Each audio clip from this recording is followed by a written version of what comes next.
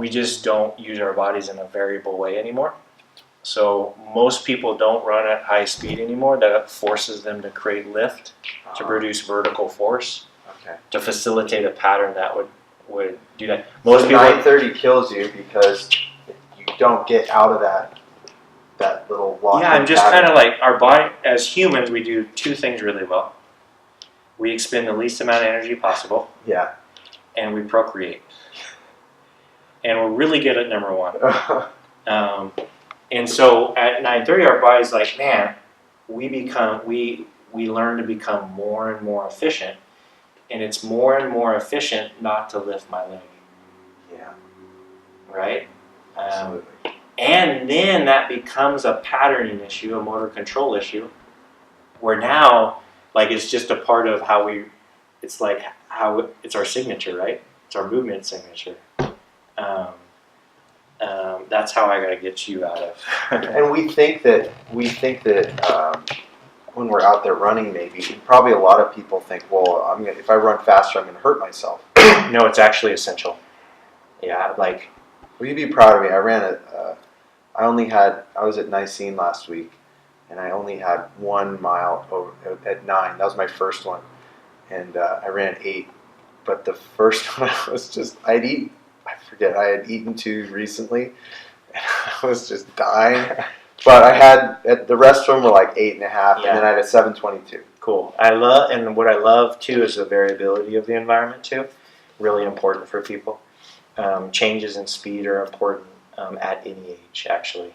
Yeah. The preparation and the adaptation that takes place to prepare for dealing with hitting the ground at different speeds is really important, and they've done these studies that regardless of age, and someone can be older, wiser, and still have the same mechanical efficiency, or is someone very young running at a fast pace if they keep that variability within their system.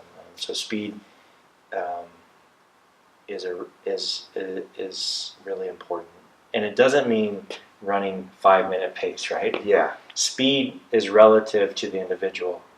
So someone running at 10-minute pace, that drops that down to 9-minute. That's a speed change. That requires a lot of different that requires different force application, right? That requires different motions in their leg.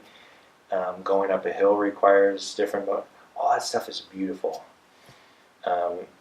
People kind of need to facilitate that a little bit more. Yeah. But it can be scary. But it's good to know from someone like yourself that it's actually good for you. Really good.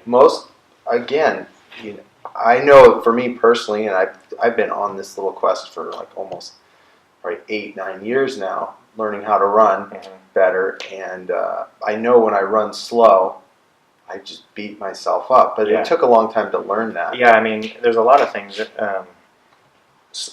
I'm running slow. The amount of time I'm on the ground is more, and running's about dealing with gravity. So the more I'm connected to the ground, the more I got to work to kind of prevent myself from sinking even further.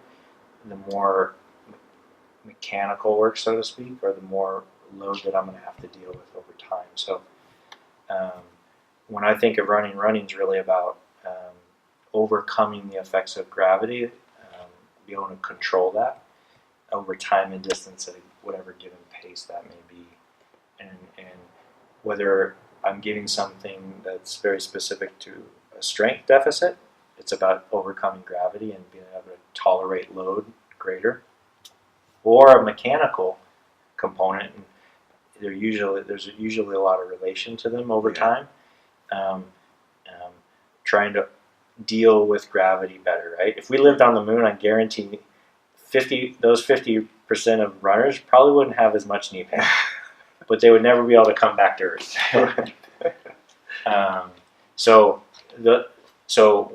I guess coming back to knee pain, just reducing our stride or increasing our cadence, that can, without changing things mechanically, at least that's going to reduce load. I know that for a fact, even if my mechanics remain the same.